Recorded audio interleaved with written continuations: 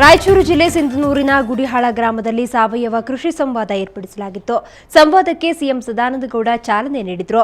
ಊರಿಗೆ ಬಂದ ಮುಖ್ಯಮಂತ್ರಿಗಳನ್ನ ಗ್ರಾಮಸ್ಥರು ಆರತಿ ಎತ್ತಿ ಸ್ವಾಗತಿಸಿದ್ರು. ಬಳಿಕ ಸಿಎಂ ಸಾವಯವ ಕೃಷಿಕ ತಿರುಮಲರಾವ್ ದೇಶಪಾಂಡೆ ಅವರ ಮನೆಗೆ ಭೇಟಿ ನೀಡಿ ಸತ್ಕಾರ ಸ್ವೀಕರಿಸಿದ್ರು. ರೊಟ್ಟಿ, ಪುಂಡೆಪಲ್ಯ, ಚಟ್ನಿ, ಶೇಂಗಾದ ಹೋಳಿಗೆ ಸವಿದ್ರು.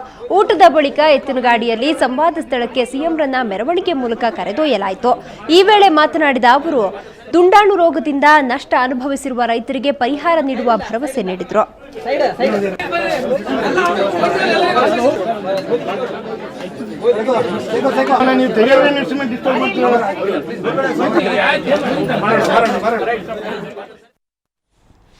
ಜಗಳ ಆಡೋ ಹೆಂಗಸರ ಮಧ್ಯೆ ಹೋಗಬಾರ್ದು ಅಂತಾರೆ. ಅಪ್ಪಿತಪ್ಪಿ ಏನಾದರೂ ಹೋದ್ರೆ ಏನೆಲ್ಲ ಆಗತ್ತೆ ಅನ್ನೋದಕ್ಕೆ ತುಮಕೂರು ಜಿಲ್ಲೆ ಕೊರಟಗೆರೆ ತಾಲೂಕಿನ ಬೊಮ್ಮಲದೇವಿಪುರದಲ್ಲಿ ನಡೆದ ಘಟನೆಯೇ ಸಾಕ್ಷಿ. ಮನೆ ಮುಂದೆ ನೀರಿನ ವಿಚಾರಕ್ಕೆ ಜಗಳವಾಡ್ತಾ ಇದ್ದ ಹೆಂಗಸರನ್ನ ಬಿಡಿಸಲು ಹೋದ ಪುರುಷನನ್ನ ಮಹಿಳೆಯರೆಲ್ಲ ಸೇರಿ ಕಚ್ಚಿ ಗಾಯಗೊಳಿಸಿರುವ ಘಟನೆ ನಡೆದಿದೆ. ಅದೇನಾಯ್ತು ಅಂದ್ರೆ ನೀರು ತುಂಬಿಸಿಕೊಳ್ಳೋ ವಿಚಾರಕ್ಕೆ ನೆರೆಯವರ ಜೊತೆ ಹೆಂಡತಿ ಜಗಳವಾಡ್ತಾ ಇದ್ಲು. ಇದನ್ನ ಕಂಡು ಬಿಡಿಸಲು ಹೋದ ರಂಗನಾಥ್ನನ್ನ ಹಿಡಿದು ಮಹಿಳೆಯರೆಲ್ಲ ಕೈ, ಕಾಲು, ಮೈಗೆಲ್ಲ ಕಚ್ಚಿ ಗಾಯಗೊಳಿಸಿದ್ದಾರೆ. ಪ್ರಕರಣವೀಗ ಪೊಲೀಸ್ ಠಾಣೆ ಮೆಟ್ಟಿಲೇರಿದೆ.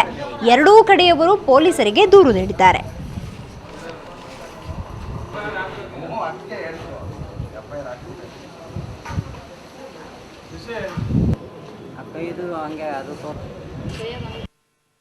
ನಮ್ಮ ಹೆಂಗಸರನ್ನ ಹಿಡ್ಕೊಂಡು ಎಳೆದಾಡ್ಕೊಂಡು ಹೊಡಿತಿದ್ರು.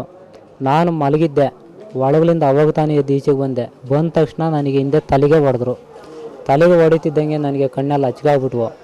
ಆಮೇಲೆ ಇವರು 4 ಜನ ಸೇರಿ ನನ್ನ ಇಬ್ಬರು ಒದುಮ್ಕೊಳೋರಾದರು, ಇಬ್ಬರು ಕಡಿಯೋರಾದರು. ಹಂಗಾಗಿ ಮೈ ಕೈ ಎಲ್ಲ ಕಡ್ದು ಹೆಂಗಸರು ರಂಗಮ್ಮ, ಮುದ್ದಕ್ಕ.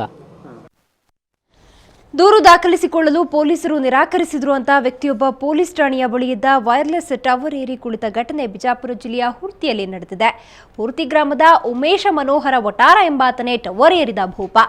ಈತ ಪಾನಮತ್ತನಾಗಿ ದೇವಸ್ಥಾನದ ಬಳಿ ಮೂತ್ರ ವಿಸರ್ಜನೆ ಮಾಡಿದ್ದಾನೆ. ಇದಕ್ಕೆ ಗ್ರಾಮಸ್ಥರು ಸಖತ್ ಗೂಸ ಕೊಟ್ಟಿದ್ದಾರೆ. ಈ ಕುರಿತು ದೂರು ನೀಡಲು ಹೋದಾಗ ಪೊಲೀಸರು ಕ್ಯಾರೆ ಅಂದಿಲ್ಲ. ಇದರಿಂದ ಕೋಪಗೊಂಡ ಉಮೇಶ್ ಠಾಣೆಯ ಬಳಿಯಿದ್ದ ಟವರ್ ಏರಿ ಕೂತಿದ್ದ. ಅದೇಗೋ 3 ಗಂಟೆ ಬಳಿಕ ಈ ಭೂಪನನ್ನ ಪೊಲೀಸರು ಕಷ್ಟಪಟ್ಟು ಕೆಳಗಿಳಿಸಿದ್ರು.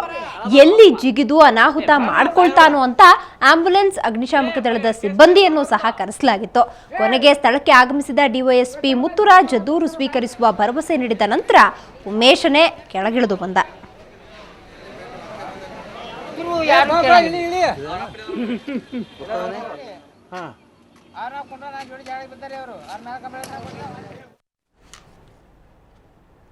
ಚಂದ್ರಶೇಖರ ಗಂಭಾರರಿಗೆ ಜ್ಞಾನಪೀಠ ಪ್ರಶಸ್ತಿ ಒಲಿತಿದ್ದನ್ನ ಪಾಟೀಲ ಪುಟ್ಟಪ್ಪ ಖಂಡಿಸಿದ್ರು. ಈಗ ಅವರನ್ನೇ ಸಾಹಿತಿಗಳ ವಲಯ ಖಂಡಿಸ್ತಾ ಇದೆ. ಬಾಪುಗೆ ಬಂದಿರುವ ಪ್ರಶಸ್ತಿಗಳೆಲ್ಲ ಲಾಭಿಯಿಂದ ಅಂತ ಚಂದ್ರಶೇಖರ ಪಾಟೀಲ್ ಹೇಳಿದ್ದಾರೆ. ಗಂಭಾರರು ಜ್ಞಾನಪೀಠ ಪ್ರಶಸ್ತಿ ಪಡೆಯೋಕೆ ಸಮರ್ಥ ವ್ಯಕ್ತಿ ಎಂದು ಚಂಪಾ ಹೇಳಿದ್ದಾರೆ. ಹೇಳಬಾರ್ದಾಗಿತ್ತು ಆ ಮಾತು. ಅವರ ವ್ಯಕ್ತಿತ್ವಕ್ಕೂ ಔಚಿತ್ಯಪೂರ್ಣವಾದದ್ದಲ್ಲ. ಇವರು ವಿಶೇಷವಾಗಿ ಇವತ್ತು ಕೊಡೋದು ಅಷ್ಟು ಸರಿ ಕಾಣಲಿಲ್ಲ. ಯಾಕಂದರೆ ಇವರಿಗೆ ಬಂದಂಥ ಎಲ್ಲ ಪ್ರಶಸ್ತಿಗಳು ಸಹಿತ ಲಾಭಿ ಇಲ್ಲದೆ ಬಂದದ್ದು ಅಲ್ಲ, ತಿಳ್ಕೊಳ್ರಿ.